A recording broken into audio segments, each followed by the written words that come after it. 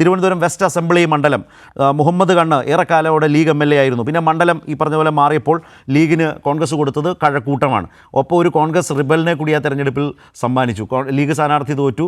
കോൺഗ്രസ് റിബലായിരുന്ന വാഹിദ് Congress MLA. അതോടുകൂടി ആ കഴക്കൂട്ടത്തിലുള്ള ലീഗിൻ്റെ ക്ലെയിം തീർന്നു. ജില്ലയിൽ ഒരു സീറ്റ് പോലും ഇല്ലാത്ത പാർട്ടിയായി ലീഗ് മാറി.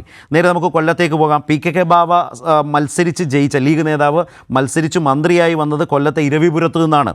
2001 അഹമ്മദ് കബീർ 8 വോട്ടിന് അവിടെ തോറ്റുപോയി. 2006 KM ഷാജി അന്നത്തെ യൂത്ത് ലീഗ് സെക്രട്ടറി ആയിരുന്നു. ഷാജി അവിടെ തോറ്റു. പിന്നീട് ആ സീറ്റ് കിട്ടിയിട്ടേ ഇല്ലാത്ത അവസ്ഥ.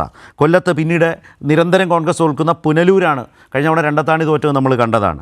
അപ്പോൾ മെല്ലെ മെല്ലെ കൊല്ലത്തേക്കും ഏതാണ്ട് ലീഗ് ഇല്ലാത്ത ഒരവസ്ഥയിലേക്ക് കാര്യങ്ങളെ കൊണ്ടുപോകുന്നുണ്ട് എന്ന് കാണാം. അതുപോലെ മട്ടാഞ്ചേരി, എറണാകുളം ജില്ലയാണ്. മട്ടാഞ്ചേരി ഇത്തവണ അവിടെ KM ഹംസക്കുഞ്ഞ് ഒരു കാലത്ത് ജയിച്ച് ഡെപ്യൂട്ടി സ്പീക്കർ ആയതാണ്. പിന്നീട് അത് മാറി കളമശ്ശേരി വാങ്ങിച്ചു. ഇപ്പോൾ കളമശ്ശേരിയിലും തോറ്റു. അപ്പോൾ ഗുരുവായൂരിൽ തുടർച്ചയായി ഉണ്ടാകുന്ന സാഹചര്യം, അതുപോലെ ഗുരുവായൂരും തിരുവമ്പാടിയിലുമൊക്കെ നിരന്തരം കാലുവാരുന്നുവെന്ന പ്രശ്നം ലീഗുമായി ബന്ധപ്പെട്ട് അവിടെ നിൽക്കുന്ന സാഹചര്യമുണ്ട്. കൊടുവള്ളിയിൽ മാത്രമായി കോഴിക്കോട് ജില്ലയിൽ ലീഗ് ഒതുങ്ങുന്ന അവസ്ഥ വന്നിട്ടുണ്ട്. അപ്പോൾ മുമ്പ് വയനാട് ജില്ലയിൽ മത്സരിച്ചിട്ടുണ്ട്. MSF പ്രസിഡൻ്റായിരുന്ന C മമ്മൂട്ടിയായിരുന്നു കൽപ്പറ്റ മണ്ഡലത്തിൽ മത്സരിച്ചത്. വമ്പൻ ഭൂരിപക്ഷത്തിന് വമ്പൻ വോട്ടുകളുടെ മാർജിനിൽ തോറ്റു. അതോടെ അവിടുത്തെയും അക്കൗണ്ടിൻ്റെ പരിപാടി തീർന്നു.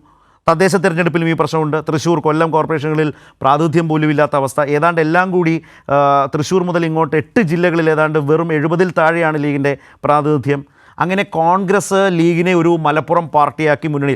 എന്നാൽ ആരും ശ്രദ്ധിക്കാത്ത വിധം അത് വളരെ സ്മൂത്തായി നടന്നു പോകുന്നുണ്ട്. ഇപ്പോൾ ഉദാഹരണത്തിന് കണ്ണൂർ കോർപ്പറേഷൻ സ്ഥാനം നോക്കാം. ഡെപ്യൂട്ടി കണ്ണൂർ കോർപ്പറേഷൻ മേയർ സ്ഥാനം വല്ലാത്ത വാർത്തയായില്ലേ? വൈകിപ്പിച്ച് വല്ലാത്ത വിവാദമായി മുന്നോട്ട് പോയ സാഹചര്യമുണ്ട്. അപ്പോൾ ഇങ്ങനത്തെ ഒരു യഥാർത്ഥ ചരിത്രമുണ്ട്, യാഥാർത്ഥ്യമുണ്ട്, വസ്തുതകളുണ്ട്.